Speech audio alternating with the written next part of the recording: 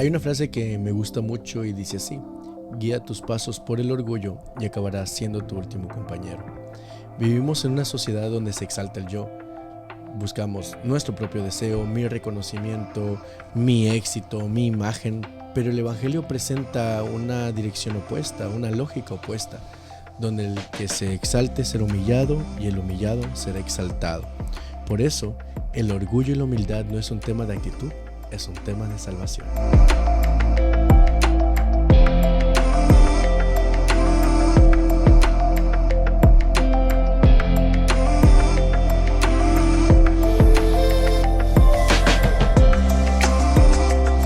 Bienvenidos a un programa más de nuestra comunidad en estudio, el podcast de la Escuela Sabática aquí en la Iglesia Central del Valle. Estamos felices de darle la bienvenida.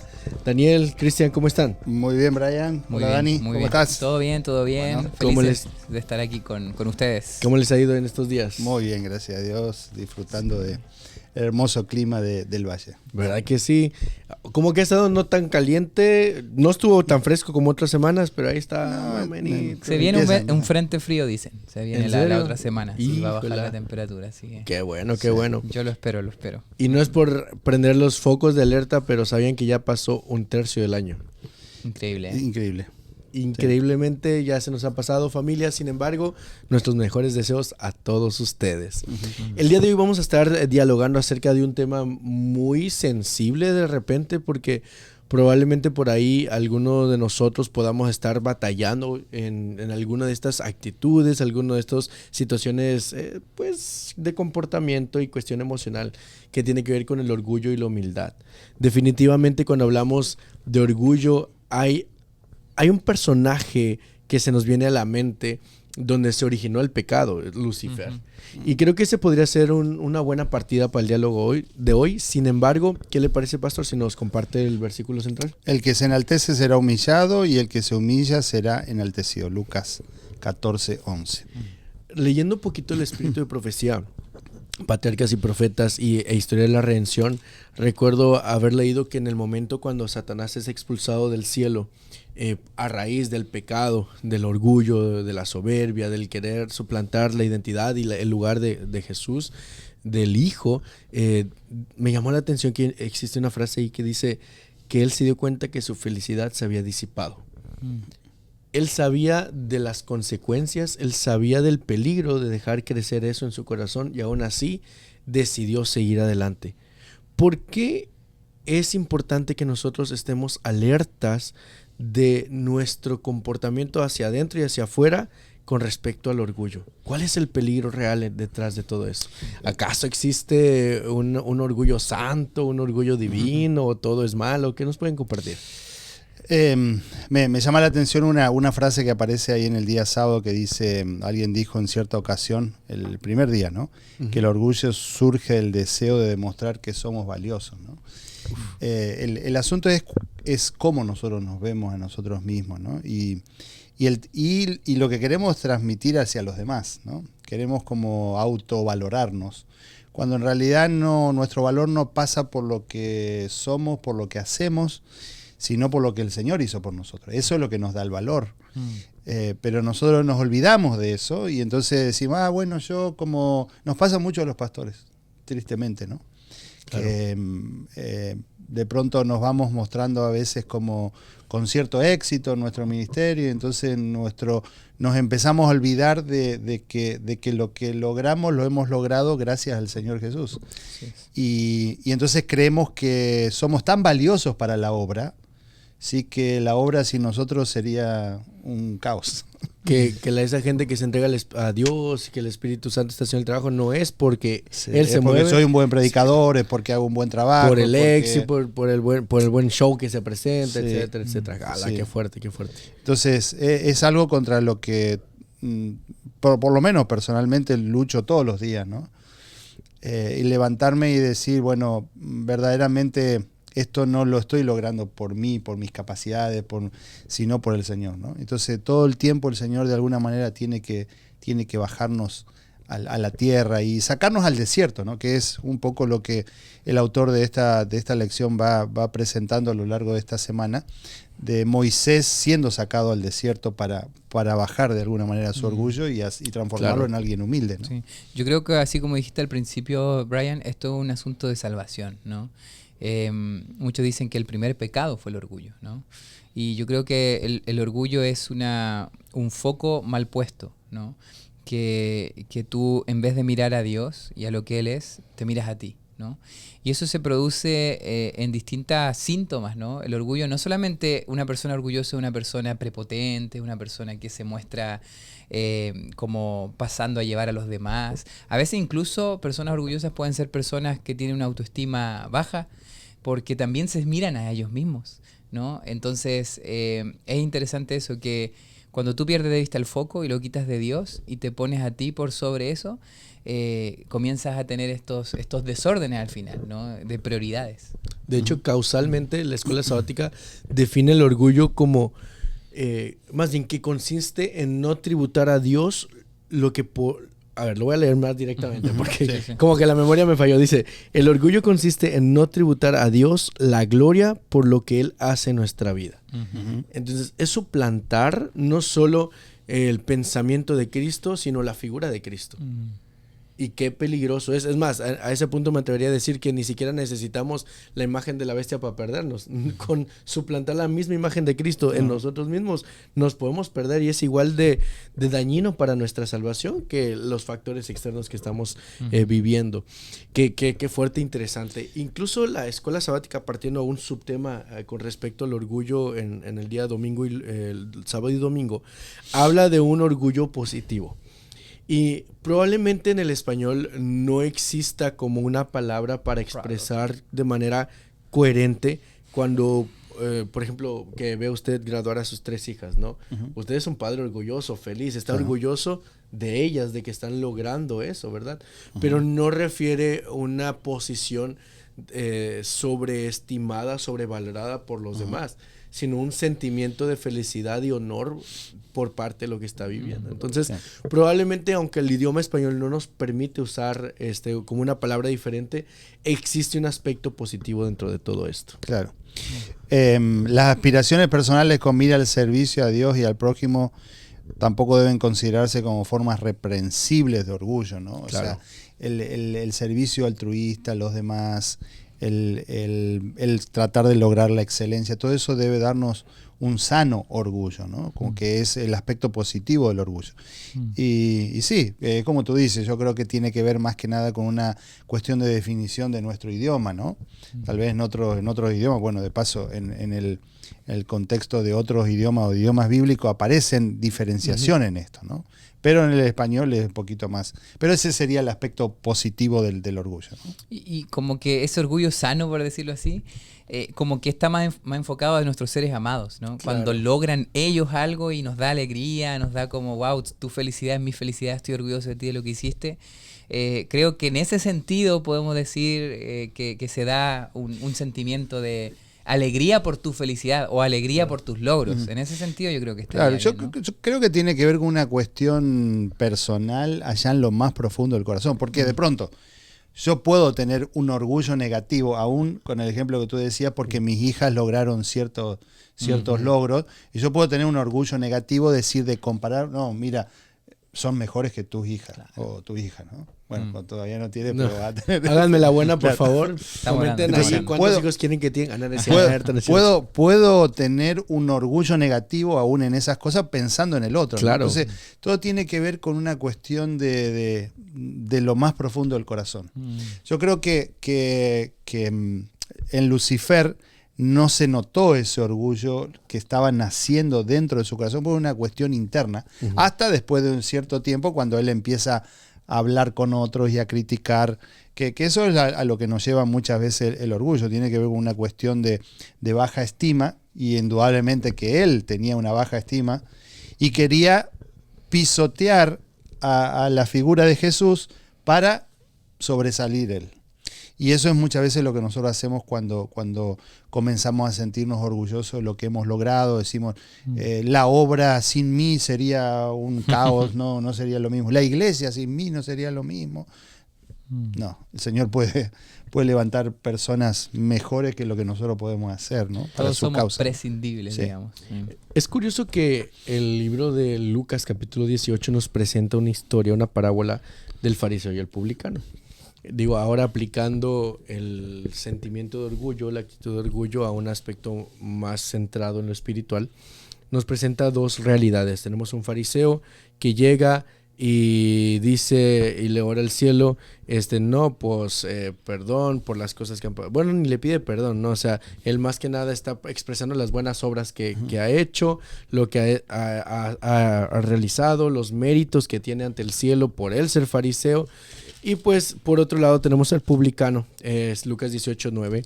Tenemos al publicano, el cual pedía ayuda, reconocía que es un pecador, versículo 13, y pues se presenta humildemente ante Dios. Y pues Jesús aclara, descendió a su casa él justificado, porque cualquiera que se enaltece será humillado, y el que se humilla será enaltecido, versículo 14. Entonces, detrás de estas dos realidades, nosotros nos podemos estar pareciendo mucho al fariseo probablemente, en la cual anteponemos nuestro título ante la iglesia, ante Dios, ante la sociedad, para merecer más el milagro de Cristo. Termino mi intervención aquí con una historia que no viene en la lección, pero que la tengo bien marcada aquí, que es el rey Ezequías. El rey Ezequías, cuando cae enfermo y que ya le dan, ¿sabes qué? Te quedan 3 días, prepárate porque te vas a morir. Él le dice, hey, Señor, recuerda que yo tiré los altares, yo he hecho esto, yo he hecho lo otro, bla, bla, bla, bla, bla. Dios le tiene misericordia y aún así lo sana, y él le dice, ¿qué prueba tendré de lo que estás haciendo?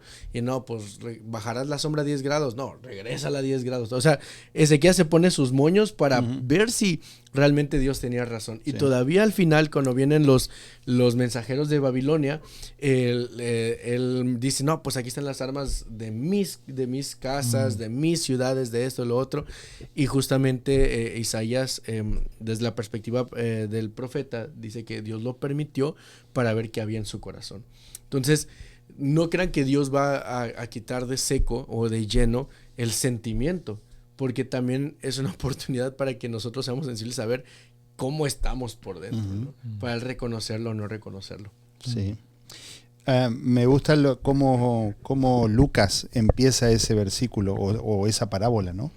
Dice, a unos que confiaban en sí mismos como justos y menospreciaban a los otros, le dijo también esta parábola, ¿no? El hecho de que había algunos que se creían a sí mismos, ¿sí? Porque esta es la autoimagen, ¿no? La imagen que nosotros tenemos de nosotros mismos. Y estos se creían que ellos eran justos, que eran santos, que no hacían nada mal, ¿no? Que hacían todo bien, todo correcto. Y encima no solo eso, sino que menospreciaban a los demás. Y esta es la semilla del orgullo en nuestro corazón, ¿no? Que como decía, es la imagen, la autoimagen que nosotros tenemos de nosotros mismos, que nos creemos más. Y entonces, para creernos más tenemos que de alguna manera pisotear al que está al lado, ¿sí? A nuestro prójimo. Es decir, hacerlo menos para nosotros exaltarnos. Y esto es lo que pasaba con estos. Y todos los días vemos estos dos tipos de personas en la iglesia. Todos los días, todo el tiempo. Todo el tiempo. Estamos llenos de esto, ¿no? Nosotros pensamos que estos eran los fariseos y no, estos somos nosotros, ¿sí? Entonces, Jesús cuando le cuenta estas parábolas, le cuenta, y ahora ya vamos a ir a continuación, a los primeros que le contaba eran los que estaban al lado de él, a los discípulos, ¿no? Que a pesar de estar caminando varios años y todos los días, las 24 horas con Jesús, no habían interpretado adecuadamente cuál era la misión para la cual Jesús había venido, ¿no? Y cuando nosotros empezamos a entender esto, empezamos a entender cuál es la misión para la cual el Señor nos puso aquí en la tierra, no es de la autoexaltación, sino por el contrario, ¿no? Sí. Es ver en los demás lo que Jesús hacía, ¿no? Sentir compasión por los demás. Ver a los demás como necesitados de Jesús y decir, ¿de qué obra yo puedo hacer para acercarle a esas personas que están necesitadas la persona o la figura de Jesús, ¿no? Sabes que también estaba pensando mientras estaba hablando, pastor, que el orgulloso necesita un enemigo, siempre. Entonces se va a concentrar primero en mirarse a sí mismo, pero necesita tener patrones de comparación, porque necesita a alguien más de decir, mira, yo soy mejor que él, ¿no? Necesita condenar a alguien, ¿no? Entonces eso hace que ya no ames y no mires con ojos de compasión a los demás, porque siempre vas a buscar pisotear a alguien para sentirte mejor, ¿no? Y creo yo que eso pasa mucho. Esta historia no solamente fue una historia que Jesús contó, sino que una historia que sigue ocurriendo hoy. Se repite día tras día, ¿no? Basta ver lo de esta semana, y sin ponernos ni políticos ni nada, pero o sea, fue viral esta semana la imagen compartida, ¿no?, del presidente aquí, prácticamente como Jesucristo, ¿no?, sanando y todo. Entonces es interesante cómo hasta dónde el orgullo te puede llevar, ¿no? Por más que después él dijo, no, es una broma, o que no quise hacer esto, esto es la Cruz Roja, decía, ¿no? Pero, o sea, ¿hasta dónde te puede llevar el orgullo? Imagínate Lucifer, o sea, cuando ya necesita desesperadamente tener un enemigo. ¿Y quién fue al final el enemigo de Lucifer? Fue Dios mismo. Claro. Necesitó apuntarlo, necesitó desacreditarlo para poder sentirse mayor, ¿no? Y creo yo que eso nos puede llevar al orgullo a tal punto de volverte enemigo de Dios, de volverte como tú decías, ¿no? Alguien que se pone antes de Cristo mismo, ¿no? Cuando tú dices, no, mi plan es mejor, o me sigo enfocando en la forma de hacer las cosas según mi parecer, cuando en la Biblia está claramente cuál es el camino del Evangelio, ¿no? Entonces creo yo que el orgullo es muy peligroso porque tú no sabes hasta dónde te puede llevar, ¿no? Antes de que entráramos al aire a grabar, yo les comentaba una frase que decía, un tráiler no cabe en cualquier estacionamiento. Y si jugamos un poquito con eso y con lo que dice Palabras de Vida, el Gran Maestro, página 117, dice, el fariseo no sentía necesidad alguna y así cerraba su corazón contra la influencia del Espíritu Santo. Entonces, cuando alguien se siente tan sólido y tan lleno por sí mismo, entonces no permite que alguien más entre. Entonces, exacto. Por lo tanto, como dice la frase inicial, guía tus pasos por el orgullo y acabarás siendo tu último compañero, sin familia, sin amigos, y lo más grave de todo esto, sin Dios. Sin Salvador. Sin tu Salvador. Sí, ahora sí que sin Salvador. Entonces, así de grave es el permitir que la semilla del orgullo, y de hecho, Hebreos 12:15 dice, no permitan que la semilla de amargura os brote en vosotros, porque por ellas algunos serán contaminados y no alcancen la gracia de Dios. Entonces, es tan importante que nosotros trabajemos en una salud emocional y espiritual, en la que Cristo sea el centro de todo esto. ¿Quiere comentar algo antes de pasar? Leer la cita de Palabra de Vida del Gran Maestro 125, que dice, Cristo puede salvar únicamente al que reconoce que es pecador, ¿no? Si hay algo que a Dios le revuelve el estómago, ¿no? Es el altivo de corazón, no porque el Señor no quiera a esa persona, sino porque el orgulloso no puede reconocerse como necesitado de Dios. Entonces Dios no puede proceder, no puede dar el paso para actuar como nuestro Salvador, porque nosotros no nos reconocemos como tal, ¿no? Claro. Como necesitados, ¿no? Extraje algunas lecciones, y si se me va alguna, ahí puntualícenmela. Tengo 5 al menos de lo que hemos estado comentando y de la lección. Número 1, hasta este punto, si nosotros permitimos que Cristo refleje su humildad en nosotros, no miraremos a los demás como inferiores, no buscaremos el reconocimiento público, o sea, alguien más nos los dará, dejaremos que sean otros los que nos den el reconocimiento, recibiremos la gracia de Dios e impartiremos gracia a los demás. El día martes nos relata la historia de Moisés. Justo usted comenzaba al principio sus comentarios con ello. Es una historia fascinante. Tantas películas han habido de Moisés, diferentes enfoques desde su liderazgo. Existen estudios, seminarios, talleres, etcétera. Porque Moisés fue instruido literalmente para ser el próximo faraón de Egipto. un gran líder, estratega, líder de ejército, mucha capacidad intelectual.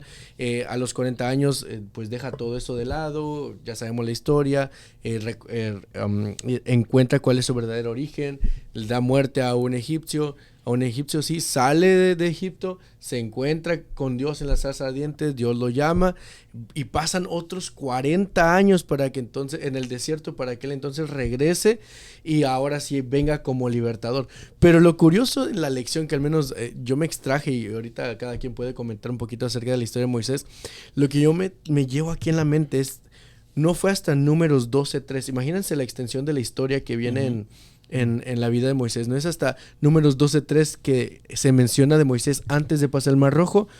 Fue hasta ese momento que Dios lo reconoce como él es manso y humilde. Este hombre es manso y humilde. Imagínense toda la preparación y el proceso que hubo en la vida de Moisés para que hasta ese momento pueda mencionarse a él como manso y humilde. Y eso también me da esperanza, porque probablemente no he pasado ni el 1% de lo que Moisés ha pasado y tengo esperanza de que en el cielo podamos llegar ya con algunos skills que necesitamos del ejemplo de Cristo. Una de las cosas que a mí me llama la atención es que Moisés tuvo que desaprender mucho de lo que había aprendido y que en teoría, a ver, si nosotros pensamos en un líder que iba a liderar la salida de un pueblo de 2 millones, 2 millones y medio de personas por el desierto, las cualidades que él había aprendido, lo que había estudiado en Egipto, indudablemente que le iban a ayudar, porque tenía que ver con el liderazgo, tenía que ver, como tú decías, Brian, de estrategias, tenía que ver de ciencia, una cantidad de cosas que él iba a necesitar a lo largo de ese peregrinar por el desierto con todo ese pueblo, claro, y él como líder. Pero eso no era lo importante para el Señor, y eso de pronto iba a hacer que él sintiera un orgullo de decir, lo que estoy haciendo, liderando este pueblo, sacándolo de Egipto, dándole la libertad, lo estoy logrando por mi propia cuenta, porque yo soy bueno, porque me preparé, porque me instruí, porque sé idiomas, porque sé una cantidad de cosas. Y el Señor lo hace olvidarse incluso del idioma que él había aprendido, ¿no? Algunos dicen, no, era tartamudo. No, el asunto es que aquel idioma que él había aprendido cuando había estudiado allí en Egipto, se lo olvida y ahora necesita un intérprete, necesita a su hermano para que ahora el hermano, y así pasa, y entonces él empieza a sentirse necesitado de Dios, necesitado de su bastón, podríamos decir, que es su hermano, que es su acompañante. Y entonces eso lo hace dejar su autosuficiencia de lado y sentirse plenamente dependiente de Dios, ¿no? Hay un párrafo ahí que me gusta, digamos, y me puse a pensar, ¿no? Porque dice, piensa en cuán diferentes habrían sido la vida de Moisés y su liderazgo si el orgullo hubiera penetrado todavía en cada uno de los grandes acontecimientos de su vida, la zarza ardiente, las plagas de Egipto, el cruce del Mar Rojo, la provisión celestial del maná, la comunicación directa con Dios, la recepción de los 10 mandamientos, ¿no? Yo creo que una de las cosas que indudablemente no hubiese pasado es esa casi que podríamos decir transfiguración. No lo mismo que tuvo Jesús cuando estuvo allí en el monte, ¿no? Pero se notaba que Moisés había estado con el Señor porque su rostro reflejaba eso, ¿no? Entonces, si él hubiese tenido el orgullo, yo creo que ni siquiera el Señor se hubiese presentado delante de él, pero claro, no hubiese tenido ese reflejo, ¿no? Tan claro y tan nítido de que había estado delante de la presencia del Señor. Así es.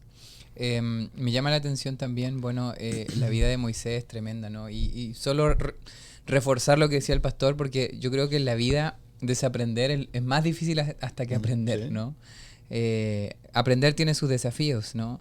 Y estoy viéndolo con Sofi, ¿no? Está aprendiendo muchas cosas, pero a veces en la vida vamos a tener que desaprender cosas. Y ahí es donde necesitamos la humildad, ¿no? Ahí es donde necesitamos a alguien que nos diga, mira, esto no está bien, y aceptar. A veces nos cuesta mucho aceptar críticas constructivas cuando vienen desde el amor, pero creo que nosotros, por eso necesitamos el orgullo, porque para crecer necesitamos desaprender, ¿no? Y creo que Moisés tuvo que desaprender muchas cosas para poder realmente guiar al pueblo, ¿no? Y al final que se diga que era el más humilde o manso de toda la faz de la tierra. Sí. ¿no? Qué bonito que Dios sí expresa algún día así de nosotros, ¿no? Sí. Al menos con un pequeño porcentaje de la mansedumbre y humildad. Si seguimos el estudio de esta semana, nos vamos a topar ahora con otro grupo de personas jóvenes, seguidores de Jesús, los discípulos. Me gustaría solo que gastemos un poquito de minutos para allá, para luego terminar con la máxima ejemplo de humildad que es Cristo, ¿no? Los discípulos habían visto, literalmente vivido con el Maestro. Habían caminado con él, habían visto los milagros que él hacía, las palabras que él transmitía, el mensaje que él traía, el servicio. Y todavía ahí se atrevían a preguntarse quién era más importante entre todos los discípulos. Sí. Qué curioso, ¿no? Teniendo al centro del universo y de la historia humana en medio de ellos, se atrevían ellos a preguntarse entre ellos quién era el más importante. Comentarios. Lucas lo destaca aquí como en un momento, ¿no? Que pasó esto, pero esto casi que podríamos decir era la constante, ¿no? Todo el tiempo era preguntándose entre ellos y tratando de tener cierta preeminencia. Elena de White dice que entre ellos, como había un grupo que eran como más cercanos, ¿no? Había celos de los otros, de los otros 9, los 3 más cercanos, claro, que estaban ahí con Jesús, los otros tenían envidia, ¿no? Y lo manifestaban así todo el tiempo. Y esta es una constante entre los discípulos y podría ser una constante también entre nosotros, es decir, ¿quién tiene más cercanía con Dios y quiénes de nosotros podemos llegar a tener más beneficios del Señor? El Señor actúa para con nosotros de la misma manera y parejo, igual con todos, y ninguno de nosotros vamos a recibir mayores beneficios que otros, porque nosotros nos creamos de pronto que podamos ser merecedores de eso. Y tiene que ver, a veces nosotros pensamos que nos merecemos algo mejor, ¿no? Y eso no es una cuestión de merecimiento, ¿no? Esto es una cuestión del regalo que el Señor simplemente nos da, ¿no? Yo creo que si fuera cuestión de, perdón Dani, de merecimiento, mereceríamos más la muerte todavía aún así, claro. Dani. Sí. No, me llama la atención, bueno, quizás voy a pasar un poquito ya a la parte también final, pero perfecto.